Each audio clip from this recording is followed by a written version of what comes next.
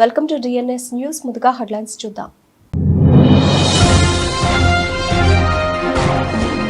అసలు ఏమాత్రం వరద లేని సమయంలో మేడిగడ్డ బ్యారేజ్ ఎలా కుంగిపోతుంది, అది కూడా ఒక్క పిల్లరే ఎలా కుంగిపోతుంది? ఆర్ఎస్ ప్రవీణ్ కుమార్.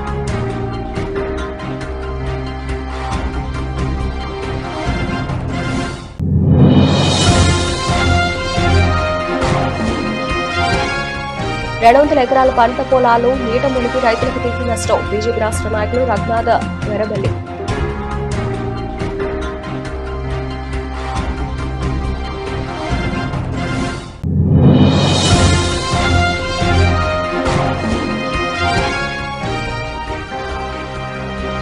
యూట్యూబ్ వీడియోలు చూస్తూ చోరీకి యత్నం, పోలీసులకు పట్టుబడ్డ ముగ్గురు నిందితులు.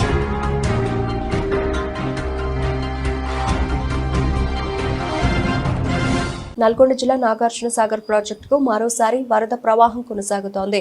దీంతో ప్రాజెక్టు 22 గేట్లను 5 అడుగుల మేర పైకి ఎత్తి 172,194 క్యూసెక్ల నీటిని దిగువకు వదులుతున్నారు.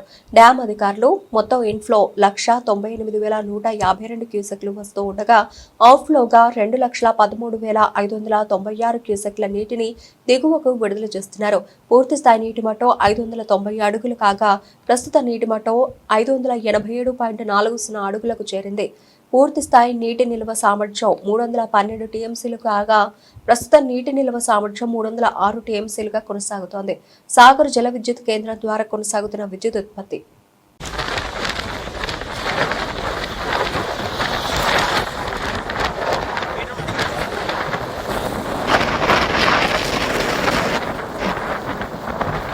సికింద్రాబాద్ బేగంపేట ప్రకాష్ నగర్ లో ఓ గోదాంలో నిల్వ ఉంచిన చికెన్ ను సప్లై చేస్తున్న చికెన్ వ్యాపారులు ఇలాంటి చికెన్ వైన్స్ షాప్ దగ్గర, కర్రీ పాయింట్స్ దగ్గర చిరు వ్యాపారులకు అమ్ముతూ ప్రజల ఆరోగ్యంతో ఆడుకుంటున్నారు. ఫుడ్ సేఫ్టీ అధికారులకు తెలిపినా కూడా పట్టించుకొని ఫుడ్ సేఫ్టీ అధికారులు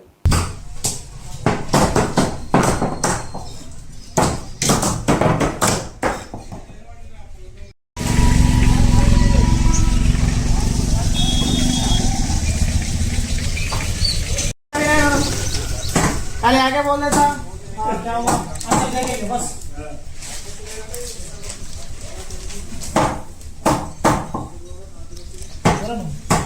No है ना.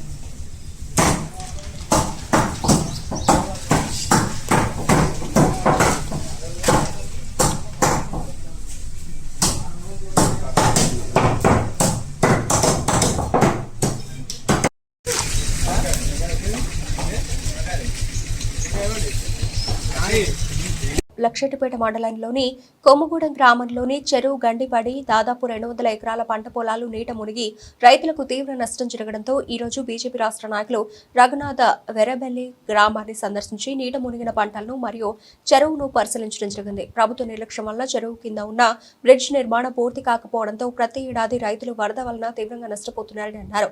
గతంలో బీఆర్ఎస్ ప్రభుత్వం 10 సంవత్సరాలు బ్రిడ్జ్ నిర్మాణం చేపట్టకుండా కాలయాపన చేస్తే ఇప్పుడు వచ్చిన కాంగ్రెస్ ప్రభుత్వం ఏడాదిన్నర పాలనలో బ్రిడ్జ్ కోసం శంకుస్థాపన చేసి వదిలేశారని విమర్శించారు.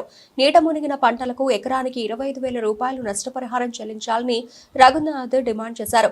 ఈ కార్యక్రమంలో ముత్తి సత్తయ్య, ఓపు కిషన్, బియాల లచ్చన్న, సతీష్, వెంకటేష్, రవీందర్, శశిధర్, పద్మ తదితరులు పాల్గొన్నారు.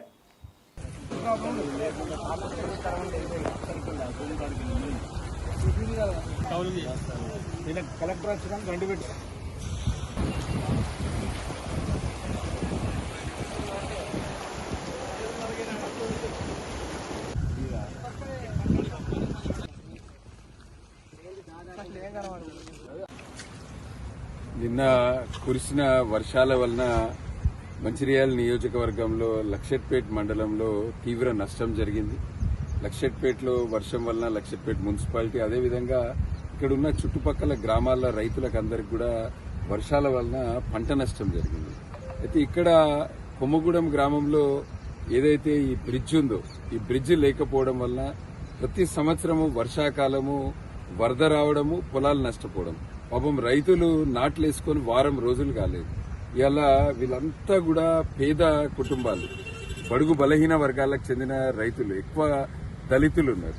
వీళ్ళందరూ కూడా కౌలు కొరకు 2 ఎకరాలు, 1 ఎకరము, 4 ఎకరాలు వీళ్ళు కౌలు కొరకు తీసుకొని ఇక్కడ నాట్లేసుకుంటే వారం రోజులలో ఇవాళ వీళ్ళు వేసిన పొలాలు కూడా మొత్తం కూడా ఈ వరదతోటి కొట్టుకపోయినాయి.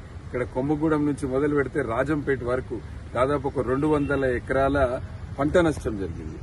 రాష్ట్ర ప్రభుత్వము వెంటనే దీన్ని అంచనా వేసి ప్రతి రైతుకు ఎకరానికి 25,000 రూపాయలు నష్టపరిహారం చెల్లించాలని మేము భారతీయ జనతా పార్టీ తరఫున డిమాండ్ చేస్తున్నాం. దీనికి అధికారులు వెంటనే సర్వే చేపట్టి మళ్ళా రైతులను తర్వాత ఇబ్బంది పెట్టకుండా సర్వే చేసి ఎవరిది ఎంతెంత డ్యామేజ్ అయిందో వాళ్ళకందరికి కూడా 25,000 రూపాయలు ఎకరాన్ని చొప్పున ఇవ్వాలని మేము డిమాండ్ చేస్తున్నాం.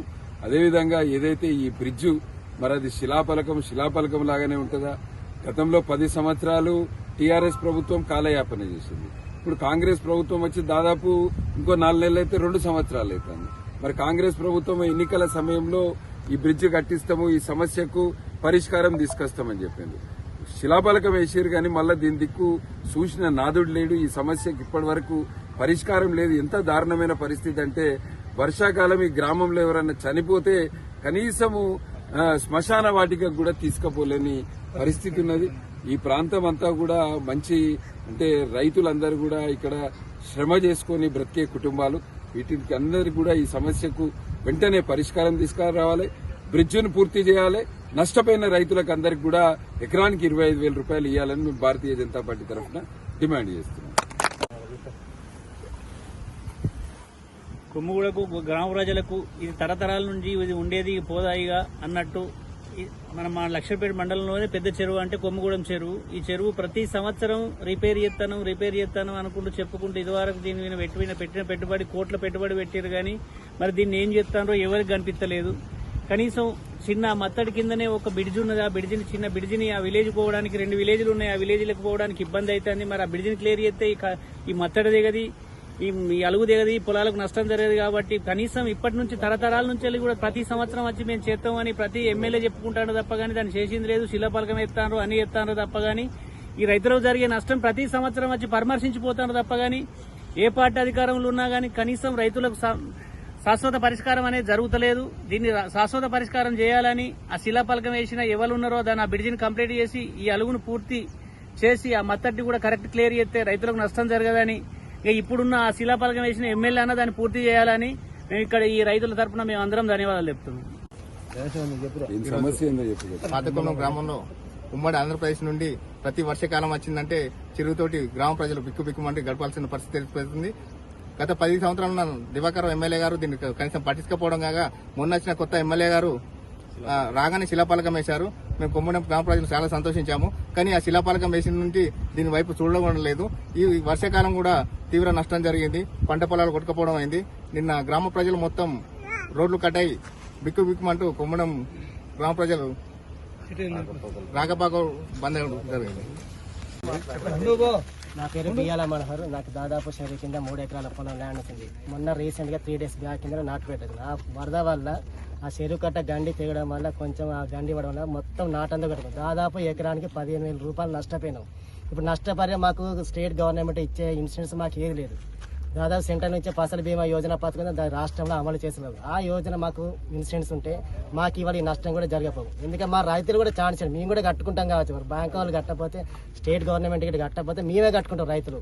అది ఎకరాన్ని ఎంత ఫసల్ అది ఎంత ఇన్సూరెన్స్ 400, 500, 1000 మేము కట్టుకుంటే మాకే ఛాన్స్. మేము కట్టుకుంటే మాకు ఇంత నష్టం జరిగినా రేపు మా ఫ్యూచర్లో కూడా ఆ నష్టపరిహారం మాకు వస్తుంది. కావున దయచేసి ఈ ప్రభుత్వం ఒకసారి ఆలోచించాం. మాకు ఇదే అవుతుంది. ఈ వర్షాల వల్ల ప్రతి సంవత్సరం ఇట్లే అవుతుంది. బ్రిడ్జి క్లియర్ అయితే బ్రిడ్జి కావాలి, మళ్ళీ ఇక్కడ సైడ్ వాల్ కావాలి. ఆ 2 అయితే వీటికి వర్షం వచ్చినా గానీ నీళ్లు రాకుండా ఉంటుంది. వికారాబాద్ జిల్లా పరిగిలో ఏర్పాటు చేసిన సభలో ఆయన మాట్లాడుతూ రాష్ట్రంలోని పింఛన్దారులను సీఎం రేవంత్ రెడ్డి మోసగిస్తున్నారని ఎంఆర్పీఎస్ వ్యవస్థాపక అధ్యక్షులు మందకృష్ణ మాదిగ మండిపడ్డారు. అధికారంలోకి వచ్చిన వెంటనే దివ్యాంగుల పెన్షన్ 6,000 రూపాయలు, ఆసరా పెన్షన్ 4,000 రూపాయలు ఇప్పిస్తామని హామీ ఇచ్చారని 20 నెలల దాటినా అమలు చేయట్లేదని విమర్శించారు. పింఛన్దారులకు అందాల్సిన సొమ్ము అధికార పక్షం అన్యాయం చేస్తూ ఉంటే ప్రతిపక్షం నోరు మూసుకుని ఎందుకు ఉంటుందని ఎద్దేవా చేశారు. ఆసరా పెన్షన్లు సెప్టెంబర్ 3 లోపు పెంచకపోతే ఎంఆర్పీఎస్ ఆధ్వర్యంలో రాష్ట్ర వ్యాప్తంగా ఉద్యమాలు చేస్తామని మందకృష్ణ మాదిగ హెచ్చరించారు. ఎవరైనా పెన్షన్ పెంచుతామని హామీ ఇస్తే నెలకో 2 నెలలకో 3 నెలలకో పెన్షన్ పెంచి తీరారు. ఎంత పెంచుతుందంటే అంత పెంచి తీరారు. కానీ 20 నెలలుగా పెన్షన్ పెంచకుండా మోసం చేస్తున్న ప్రభుత్వాన్ని దేశంలో రేవంత్ రెడ్డి ప్రభుత్వాన్ని చూస్తున్నా నేను. మరి రేవంత్ రెడ్డి ప్రభుత్వం 50 లక్షల కుటుంబాలను 20 నెలలుగా మోసం చేస్తుంటే అసలు ప్రతిపక్ష నాయకుడు ఏం చేస్తున్నాడు ఈ రాష్ట్రంలో? కేసీఆర్ ప్రతిపక్ష నాయకుడు కదా. ఒక ప్రతిపక్ష నాయకుడు హోదాలో చేసిన పని ఏంటిది? ప్రభుత్వ వైఫల్యాలను, ఇచ్చిన వాగ్దానాలను అమలు చేయకపోతే ప్రభుత్వ మోసాలను ఎండగట్టి ప్రజల పక్షాన్ని నిలబడి ప్రభుత్వాల మీద ఒత్తిడి పెట్టి ప్రజలకు న్యాయం చేసే విధంగా ప్రభుత్వాన్ని దించేలాగా చేయడమే ప్రతిపక్షాల బాధ్యత. ఈ రాష్ట్రంలో ప్రతిపక్ష నాయకుడు ఎక్కడున్నాడు? అసెంబ్లీకి పోడు, ప్రజలకు రాడు. అసెంబ్లీకి పోడు, ప్రజలకు రాడు. ఆయన గడిలో పడుకుంటాడు. ప్రత్యక్ష హోదా ఎందుకు? వీరందరి పక్షాన పెన్షన్ పెంచడమా గద్దె దిగిపోవడమా తేల్చుకోవడమే సెప్టెంబర్ 9వ తారీఖున హైదరాబాద్ లో జరగబోతాం. పెన్షన్ పెంచుతావా గద్దె దిగిపోతావా? ఈ మాట అనాల్సింది ఒక కుల సంఘం ఎంఆర్పీస్ కాదు, ప్రతిపక్ష నాయకుడు అనాలి.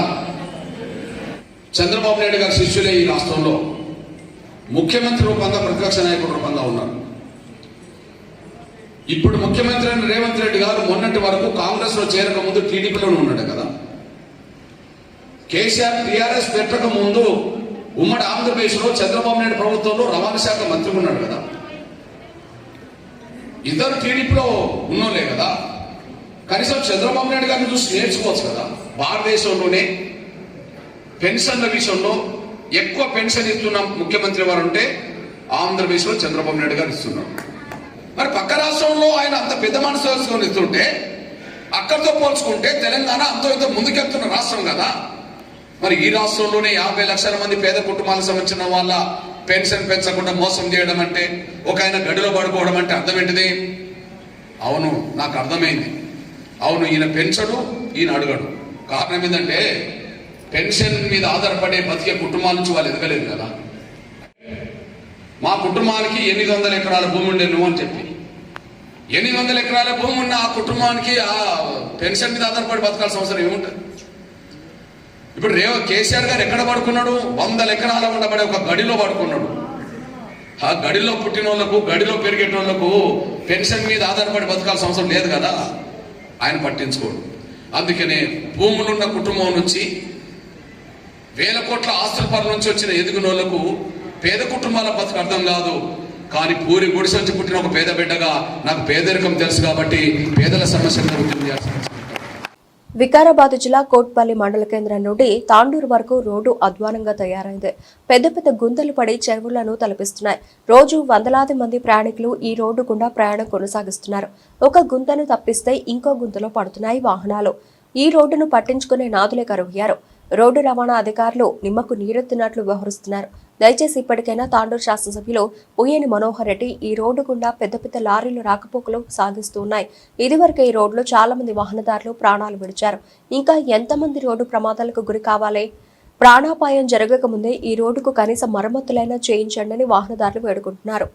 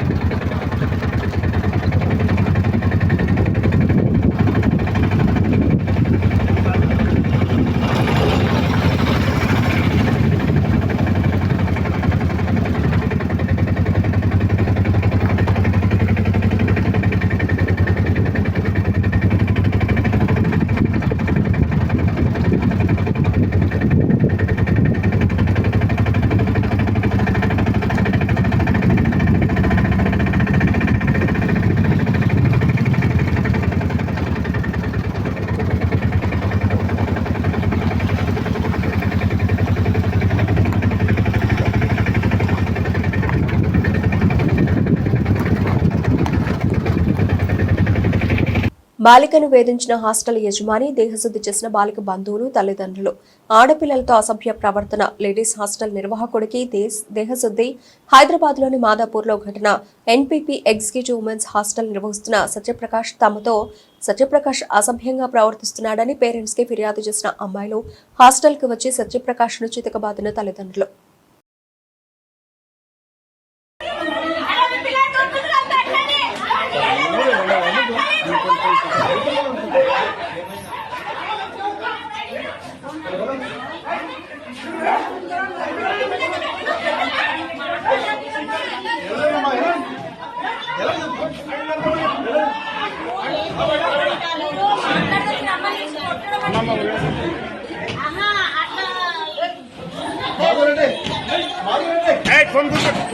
फोन करो फोन करो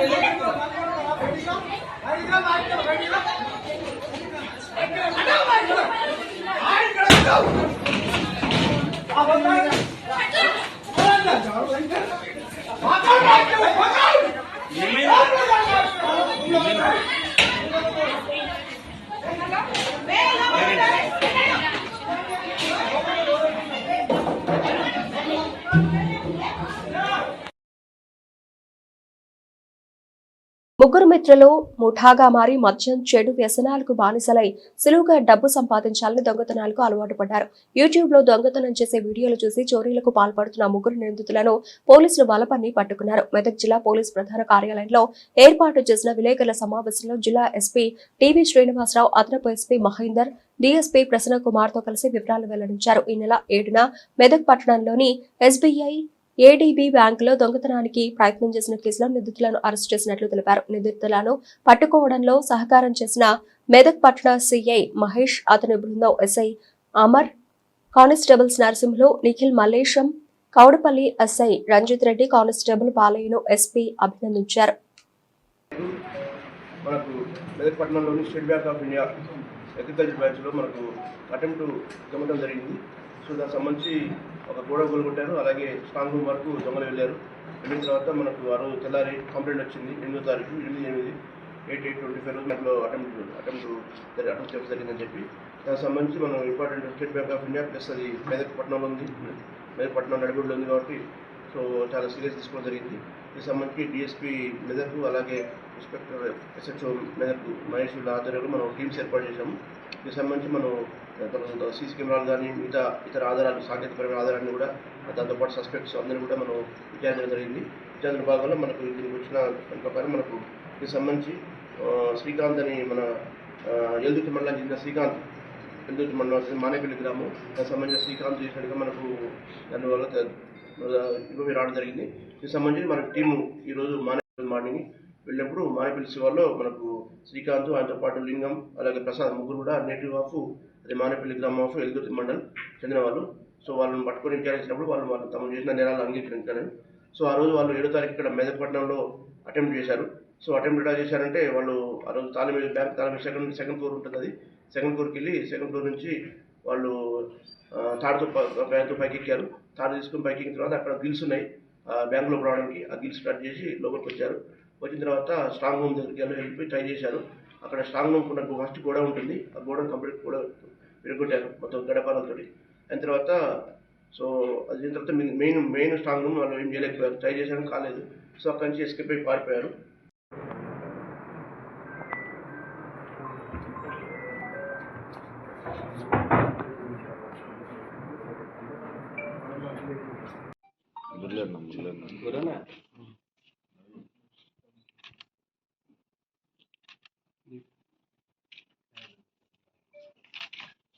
అసలు ఏమాత్రం వరద లేని సమయంలో మేడిగడ్డ బ్యారేజ్ ఎలా కుంగిపోయింది, అది కూడా ఒక్క పిల్లరే ఎలా కుంగిపోతుంది?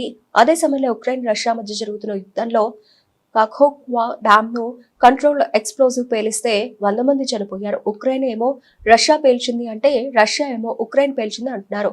ఇప్పటి వరకు కూడా ఎలా పేల్చారో తెలీదు. భూపాలపల్లి పోలీసులు అప్పుడు వెంటనే పిల్లర్ల శాంపిల్స్, భూమి శాంపిల్, అక్కడ ఉండే meter readings, seismic data, call details తీసుకుని ఉండాల్సింది ఆర్ఎస్ ప్రవీణ్ కుమార్. 500 సంవత్సరాల్లో వచ్చిన భారీ వరదలు 29 లక్షల క్యూసెక్కుడు తట్టుకున్న కాళేశ్వరం ప్రాజెక్టు, మేడిగడ్డ బ్యారేజు ఏమాత్రం వరద లేని సమయంలో ఎట్లా కూలిపోతుంది? ఎట్లా ఒక్క పిల్లరే, అది కూడా ఒక్క పిల్లర్కి ఎట్లా డ్యామేజ్ అవుతుంది? దాని మీద నేషనల్ డ్యామ్ సేఫ్టీ అథారిటీ ఏమీ మాట్లాడలేదు. నేను ఎందుకు ఈ కంట్రోల్డ్ ఎక్స్ప్లోజన్ గురించి చెప్తున్నా అంటే, ఇదే సమయంలో ఉక్రెయిన్ రష్యా మధ్యలో జరుగుతున్న యుద్ధంలో భాగంగా కఖోవ్కా అనే ఒక డ్యామ్ను, 50 సంవత్సరాల డ్యామ్ను దుండగులు కంట్రోల్డ్ ఎక్స్ప్లోజన్తో పేల్చేసారు. 100 మంది చచ్చిపోయారు. రష్యా ఉక్రెయిన్ మీద అభాండాలు వేస్తుంది, ఉక్రెయిన్ వచ్చేసి రష్యా పేల్చేసిందని చెప్తున్నది. 100 మంది చచ్చిపోయినారు ఆ డ్యాము పేల్చేయడంతో. 50 సంవత్సరాల డ్యామ్, నిప్రో రివర్ మీద కట్టిన డ్యామ్ అది. ఇప్పటి వరకు కూడా ఎట్లా పేల్చేసిందో తెలియదు, కానీ పేల్చేసిందని ఎక్స్పర్ట్ చెప్తున్నారు. నిజానికి మహదేవ్పూర్ పోలీసులు కానీ, లేకపోతే భూపాలపల్లి పోలీసులు కానీ వెంటనే చేసిండాల్సిన తర్వాత అయినా ఆ పిల్లర్ల శాంపుల్స్, అక్కడ ఉండే భూమి శాంపుల్, అక్కడ మీటర్ రీడింగ్స్, డ్యామ్లో ఉండే రకరకాల ఇన్స్ట్రుమెంటేషన్ రీడింగ్స్, అదేవిధంగా సీస్మిక్ డేటా, అంటే భూకంపం ఏమైనా, ఒక మైల్డ్ తక్కువ తీవ్రత ఉన్న భూకంపం ఏమైనా వచ్చిందా అన్న డేటా, అదేవిధంగా కాల్ డీటెయిల్స్ అందరివి తీసుకోవాలి. అసాంఘిక శక్తులు, ఈ అసాంఘిక శక్తులు ఎవరై ఉండొచ్చు? రేవంత్ రెడ్డా, బండి సంజయ, లేకపోతే గంగాపురం కిషన్ రెడ్డా? వీళ్ళ మొబైల్ ఫోన్స్ ఏంటి? వీళ్ళ అనుచరుల మొబైల్ ఫోన్స్ ఏంటి? వీళ్ళ టవర్ లొకేషన్స్ ఎక్కడున్నాయి? అక్కడ ఎవరెవరి మొబైల్ ఫోన్స్ ఆపరేట్ చేసినా ఆ రోజు మొబైల్ ఫోన్ అంటే మరి మీకు 360 డిగ్రీస్ ఉంటాయి. 360 డిగ్రీస్లో 120 డిగ్రీస్ 120 డిగ్రీస్ 120 డిగ్రీస్ ఆ సెక్టర్లో ఎవరెవరి, మేడిగడ్డ సెక్టర్లో ఎవరెవరి మొబైల్ ఫోన్స్ పనిచేసినాయి ఆ రోజు? మంచిర్యాల జిల్లా తాండూరు మండలం నర్సాపూర్ గ్రామ పంచాయతీలోని బీఆర్ఎస్ పార్టీకి చెందిన నాయకులు అభివృద్ధి పనులు అడ్డుకున్నారు. కాంగ్రెస్ కు చెందిన సీనియర్ నాయకులు మాట్లాడుతూ, మా గ్రామంలో అభివృద్ధి పనులకు ముందుకు వెడుతున్న క్రమంలో బీఆర్ఎస్ పార్టీ నాయకులు దుష్ప్రచారాలు చేస్తూ మా కాంగ్రెస్ ప్రభుత్వంపై ఓర్వలేకపోతున్నారు. మా ఎమ్మెల్యే గడ్డం వినోద ఆధ్వర్యంలో మరియు తాండూరు మండలం సీనియర్ నాయకుడు రవీందర్ రెడ్డి వాళ్ళ సహకారంతో మా గ్రామంలో అభివృద్ధి పనులు కొనసాగుతున్నాయి. ఈ కార్యక్రమంలో భగవంతరావు, కాంగ్రెస్ ఉపాధ్యక్షుడు ఉప సర్పంచ్ పార్వతిరావు, ఆత్రం కనకయ్య, మాణిక్యరావు, తిరుపతి సీనియర్ నాయకుడు పాల్గొన్నారు.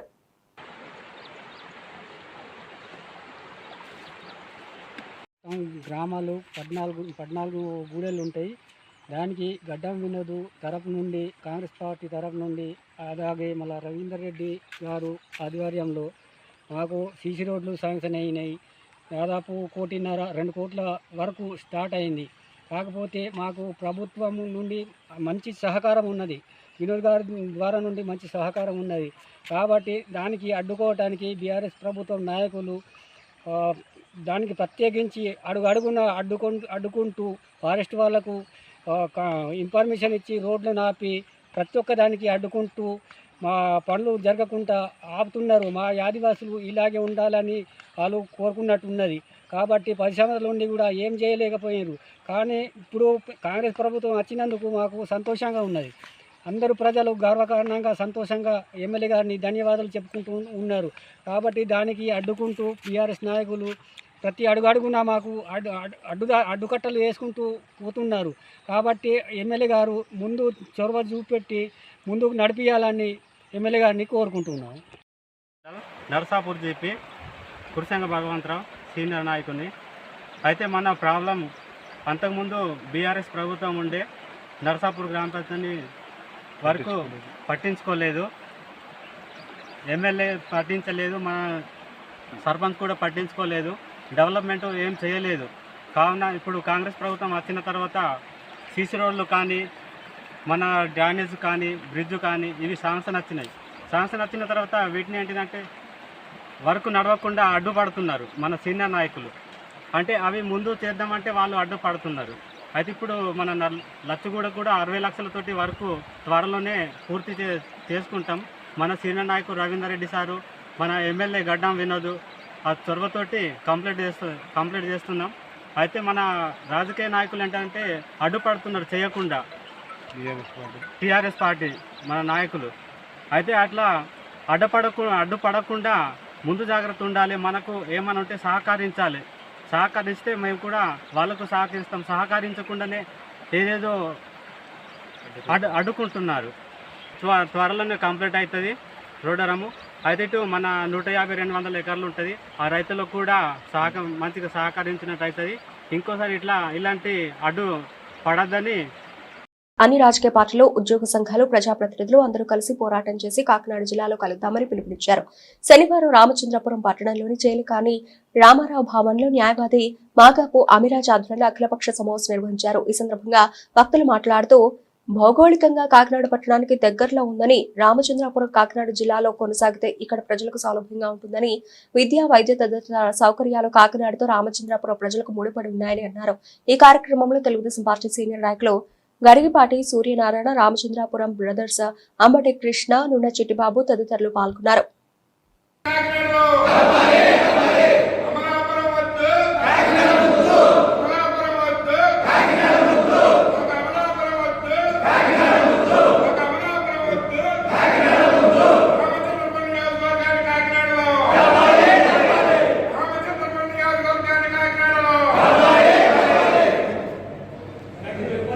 సిపిఎం బద్వేలు పట్టణ కమిటీ ఆధ్వర్యంలో భారత రాజ్యాంగం, సోషలిజం, లౌకికవాదంపై మితవాద శక్తుల దాడి ఏ విధంగా సాగిస్తున్నారో వివరిస్తూ సిపిఎం కార్యకర్తలకు ఓపెన్ స్టడీ సర్కిల్ నిర్వహించడం జరిగింది. స్టడీ సర్కిల్ కి అధ్యాపకులుగా విచ్చేసిన పార్టీ సీనియర్ నాయకులు వెంకటేశ్వర్లు క్లాస్ బోధించారు. ఈ స్టడీ సర్కిల్లో సిపిఎం పట్టణ కమిటీ సభ్యులు ముడియమ్మ చిన్ని, సగిలి రాయప్ప, చెప్పల్లి సుబ్బరాయుడు, పసుపుల షేక్ ఖైరోన్, బి శివబాబు, శాఖ కార్యదర్శులు కొండయ్య, పాలమ్మ, మస్తాన్, బి మూరు ప్రసాద్ తదితరులు పాల్గొన్నారు.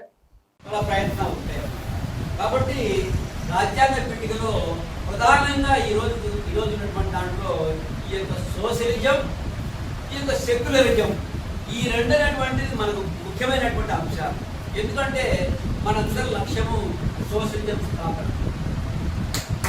మనందరి లక్ష్యము సోషలిజం స్థాపన.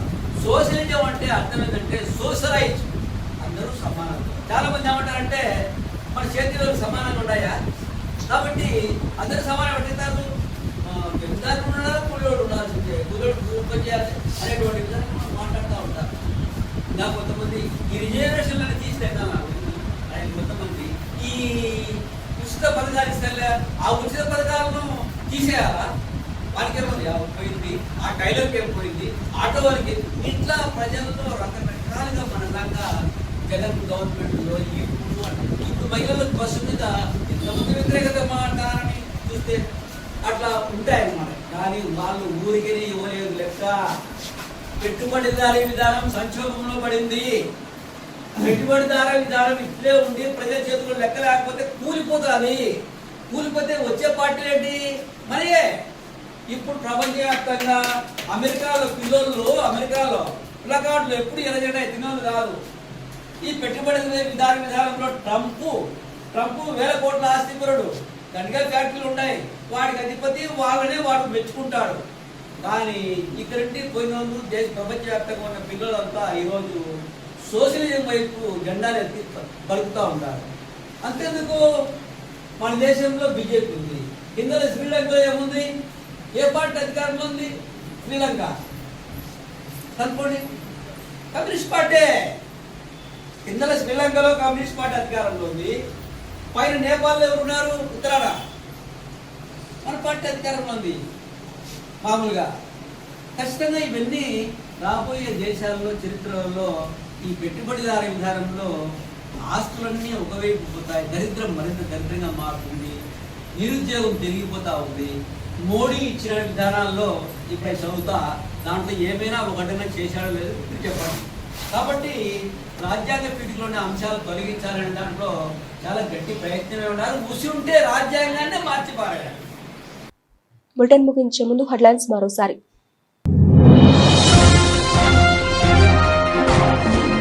అసలు ఏమాత్రం వరదలైన సమయంలో మేడిగడ్డ బ్యారేజీ ఎలా కుంగిపోతుంది, అది కూడా ఒక్క పిల్లరే ఎలా కుంగిపోతుంది? ఆర్ఎస్ ప్రవీణ్ కుమార్.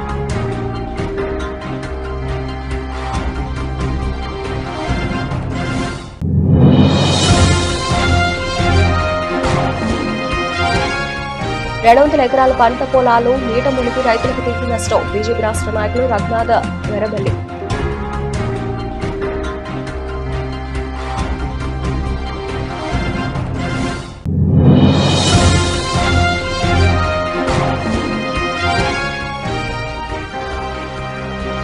యూట్యూబ్ వీడియోలు చూస్తూ చోరీకి యత్నం, పోలీసులకు పట్టుబడ్డ ముగ్గురు నిందితులు.